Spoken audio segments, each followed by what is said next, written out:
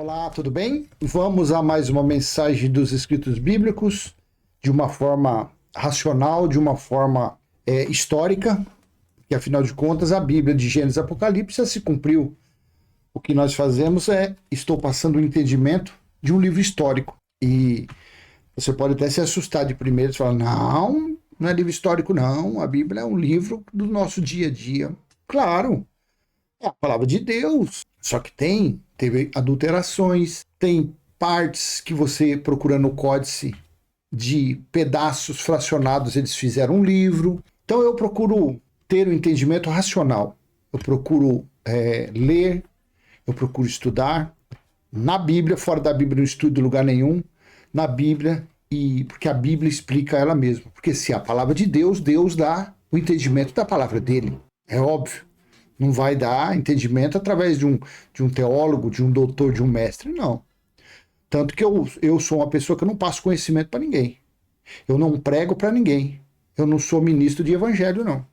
O que eu faço é ler. O que eu faço eu sempre gostei de ler a Bíblia e o YouTube, graças a Deus, tem esse espaço que a gente pode gravar vídeo e passar para outra pessoa. É assim que eu faço.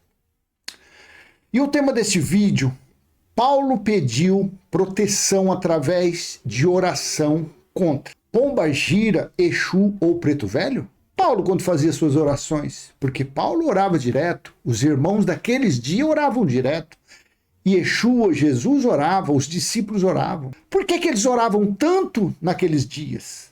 Porque Deus, que é o Espírito, que é o Senhor, Elohim, Yahweh, estava no terceiro céu. Ele habitava, o trono dele era no terceiro céu.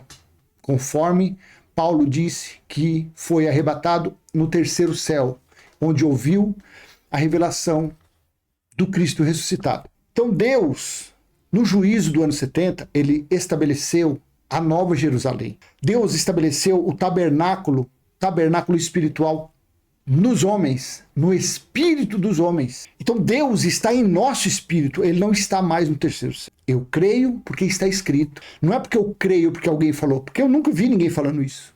Eu nunca vi. Eu creio porque está escrito. E eu passo a você que eu creio. Porque assim está escrito, Apocalipse capítulo 21, versículo 2 e 3. E no versículo 6 fala que foi feito tudo foi realizado. Então Paulo, os irmãos, diz que Tiago, o apelido de Tiago, não sei aonde que está escrito. Eu ouvi alguém falando que ele era joelho de camelo, de tanto que ele orava, de tanto que ele ficava de joelho orando. Aí você pode me perguntar, e você faz oração? Claro que não. Eu não. De jeito nenhum?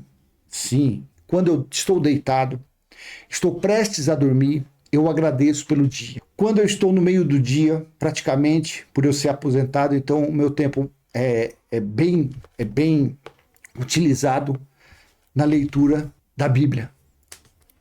Eu leio, mas eu sou um fanático assim? Não, eu jogo no celular, eu vejo vídeo no celular, eu vejo televisão, eu vejo tudo. Porque eu tenho tempo, graças a Deus. Então eu falo com Deus, porque Ele está em mim. É um exemplo, você está do lado de um amigo seu, do lado de um parente seu, e você quer falar algo com ele, você vai ficar gritando?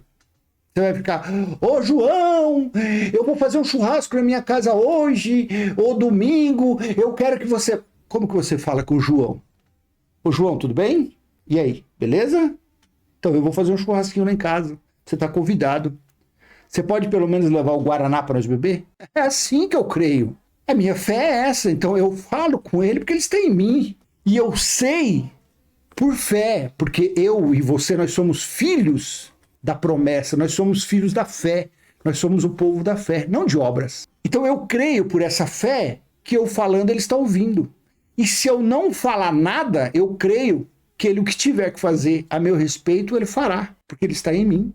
Simples assim. E ele quer que esse véu, que é o que anda para lá e para cá e que ele se move no espírito, ele quer que esse véu fique aí padecendo, sofrendo, padecendo não, porque padecendo é morrendo, fica aí sofrendo, fica aí em tribulação, angústias, aflições?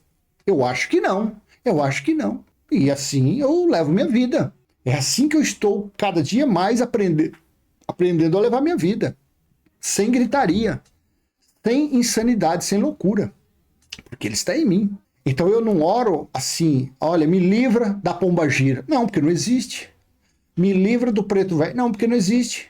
E Paulo? Será que Paulo pedia nas suas orações?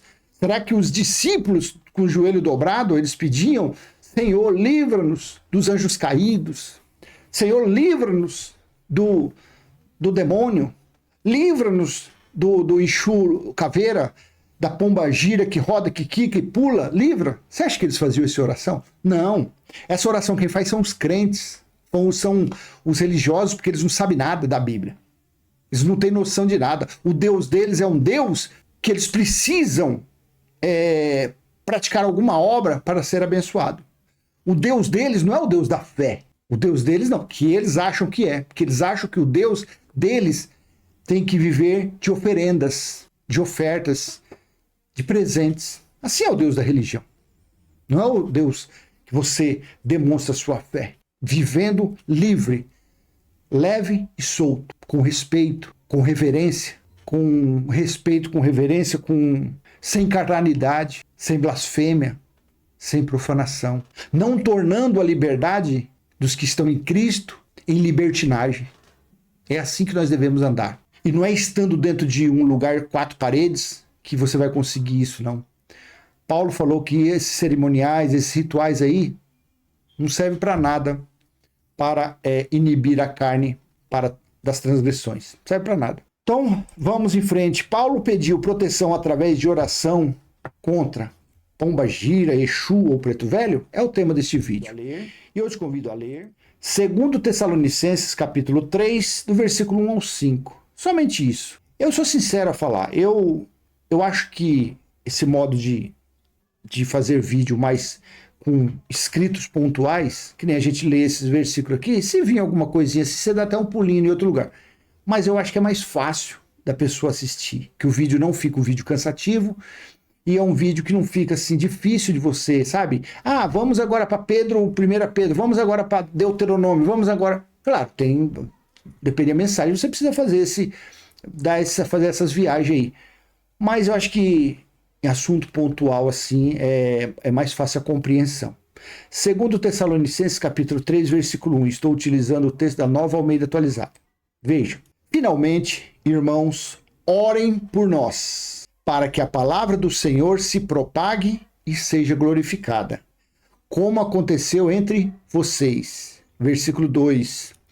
Orem também para que sejamos livres das pombagiras, dos pretos velhos, dos Exus, dos Exumirins, do Cosme e Damião.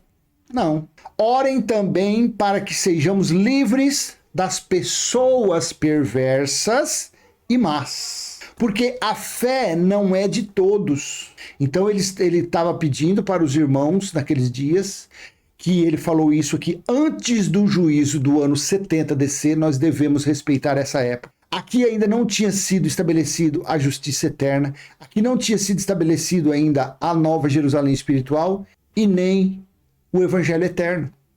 Aqui era a segunda fase do evangelho, preparando os irmãos, os que iriam passar pelo juízo do ano 70 descer, os que estivessem vivos. Porque Paulo mesmo, ele disse, nós, os vivos, seremos arrebatados. Paulo achava que estaria vivo na volta do Senhor, na volta de Cristo, porém ele morreu antes. Foi decapitado. Pedro morreu antes.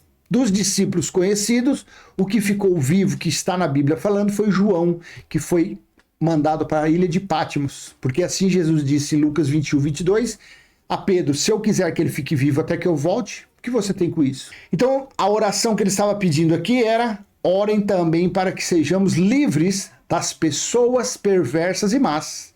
Porque a fé não é de todos. 3. Aí o religioso pega esses 3 e fala, agora sim, olha lá, está escrito. Mas o Senhor é fiel.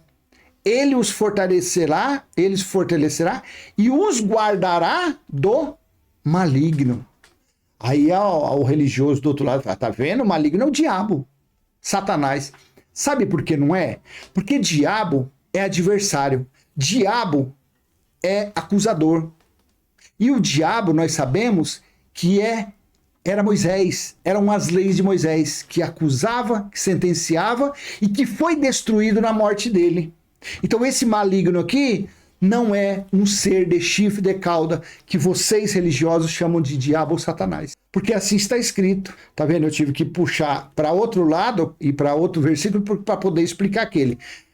Hebreus 2, 14 e 15. Visto, pois, que os filhos têm participação comum de carne e sangue, também Jesus igualmente participou dessas coisas para que, por sua morte, destruísse aquele que tem o poder da morte, a saber, o diabo. E o que esse diabo fazia? E livrasse todos os que, pelo pavor da morte, estavam sujeitos à escravidão por toda a vida. Então o diabo fazia o quê? Matava, escravizava. Quem era esse diabo? E que foi destruído na morte? Porque se você que está por aí falando que, orando, não, livra do diabo, livra de Satanás, então Jesus não morreu ainda. A morte de Jesus não serviu nada ainda. Ele não destruiu nada, se existia esse tal desse diabo. Então esse diabo aqui eram as leis de Moisés, que acusava, que sentenciava. Então está fora de questão no versículo 3 de 2 Tessalonicenses. Mas o Senhor é fiel, ele os fortalecerá e os guardará do maligno. Vamos ver no dicionário o que significa maligno? Veja, no português, maligno, adjetivo, quem tem propensão para o mal, mal, maléfico, danoso, pernicioso ou nocivo. Quem eram os malignos naqueles dias? Quem que perseguia a igreja? A igreja eram os irmãos que se reuniam como tal. Não eram os líderes religiosos, não eram os fariseus, os escribas, não eram os doutores que tinham as leis de Moisés na mão para sentenciar, para aprisionar, para condenar e para matar. Não eram eles, esses líderes religiosos, que açoitaram Paulo, prenderam Paulo? O maligno não eram esses líderes religiosos? Claro que era. Então você veja que nesses 3 versículos, Paulo estava pedindo oração para os irmãos orarem para livrar das pessoas perversas e más. Não de seres, não de anjos caídos, não de entidades que a religião afro colocou os nomes e que a religião por aí fica vomitando esses nomes para amedrontar os fiéis, para colocar medo, para aprisionar os fiéis dentro das suas arapucas. Porque eles dizem que se você não frequentar a arapuca dele, a pombagira, o Exu, o demônio, o diabo, o Satanás vai pegar e vai comer o Danone, vai furar o pneu do carro, vai fazer isso, vai fazer aquilo. Isso acontece na vida de uma pessoa quando a pessoa está fora da linha. Mas isso é uma disciplina do Pai. Isso é uma disciplina de Deus. Não é porque tem seres. Ah, não, mas a pessoa foi lá na igreja e babou. Ela babou porque o espírito do engano foi nela. O mesmo espírito que atormentava Saul e Davi tinha que tocar a harpa, o mesmo espírito que lá em 1 Reis, capítulo 22, versículo 18 em diante, que Deus perguntou aos espíritos, quem é capaz de colocar o espírito de mentira nos 400 profetas do rei Acabe e que ele suba a Ramote de Gileade e morra? Quem foi que fez tudo isso? Deus, o Criador. Quem que mandou o anjo destruidor passar meia-noite no Egito e aonde estivesse com sangue no batente, não era para matar o primogênito? Quem mandou fazer isso? Quem desde Gênesis capítulo 3,15 preparou o diabo, preparou um traidor para que ferisse o calcanhar do descendente da Eva? Quem foi o descendente? Jesus, Yeshua. E quem foi o traidor? Quem foi o diabo? Porque o diabo era traidor.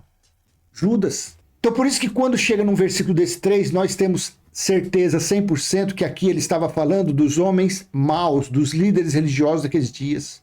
Não era entidade, anjo caído, coisíssima nenhuma. Depois eu vou ler de novo aqui. Versículo 4. Temos confiança no Senhor quanto a vocês, de que não só estão praticando as coisas que lhes ordenamos, como também continuarão a fazê-las. 5. Que o Senhor conduza o coração de vocês ao amor de Deus e à perseverança de Cristo. Então a oração que Paulo fazia aqui não era para livrá-los de entidades nenhuma. Não era para livrá-los de espíritos de candomblé, de umbanda, de voodoo, coisíssima nenhuma. Esses espíritos que manifestam com nomes são espíritos enviados pelo próprio Deus para que enganar essas pessoas. É da natureza carnal, porque eles são feiticeiros. Os que frequentam a religião, os pentecostais, os neopentecostais, que fazem oração forte, vamos fazer a oração da terça, da sexta, o que tem nesses homens é o espírito da feitiçaria. É o espírito de engano, é a operação do erro. E a religião afro, 1700 e pouco, 1800 e pouco, trouxe da África esses nomes, colocaram e eles acreditam. Porque é religioso.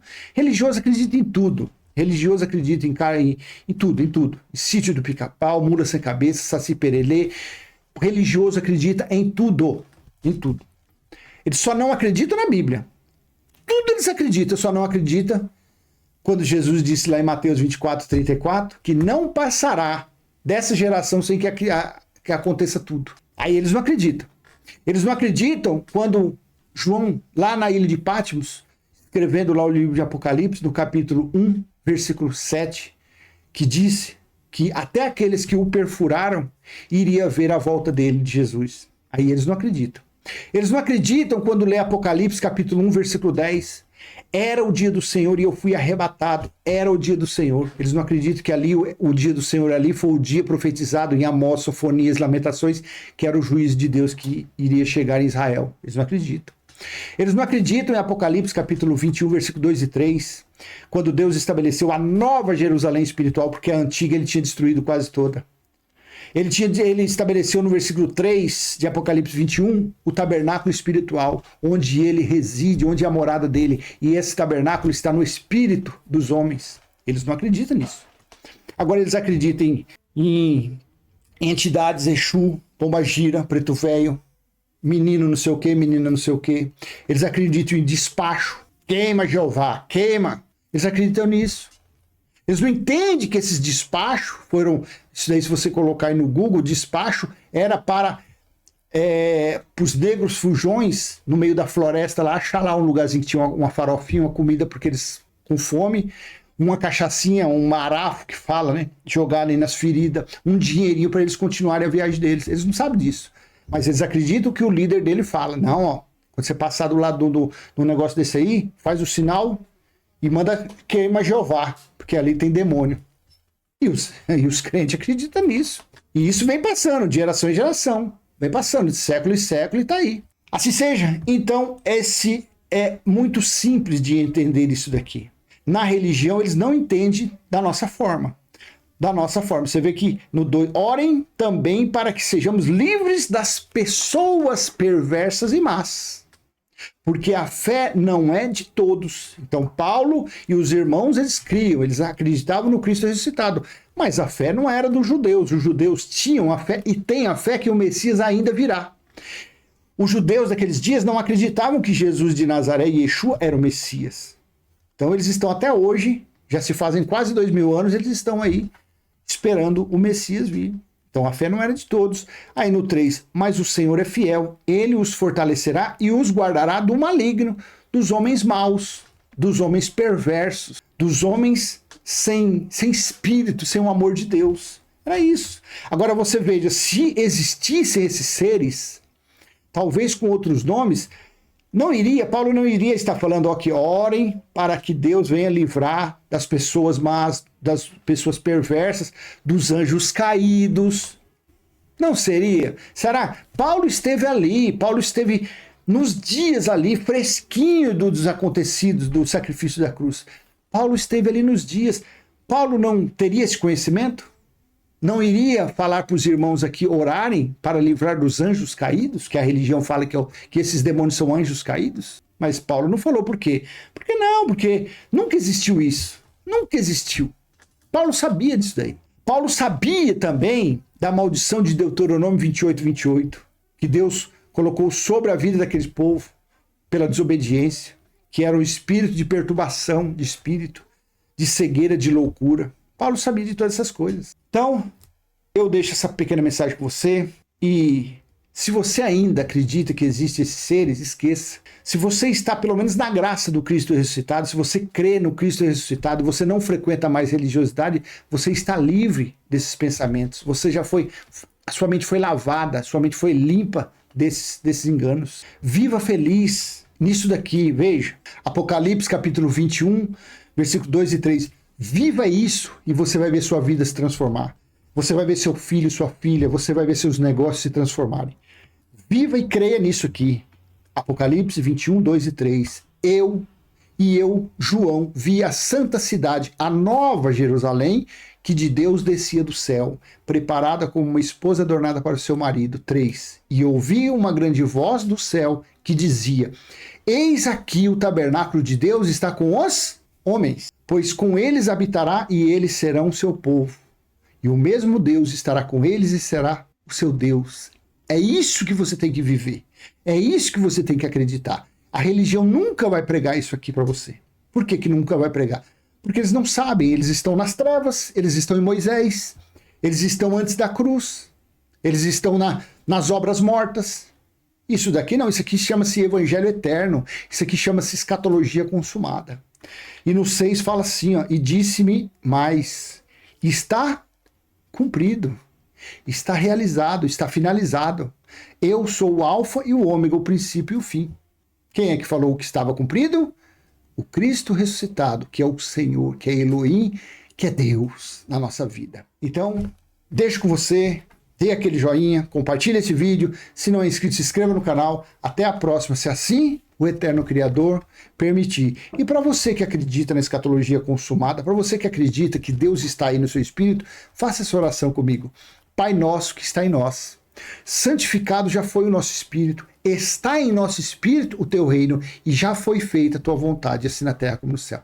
Até a próxima. Tchau, tchau.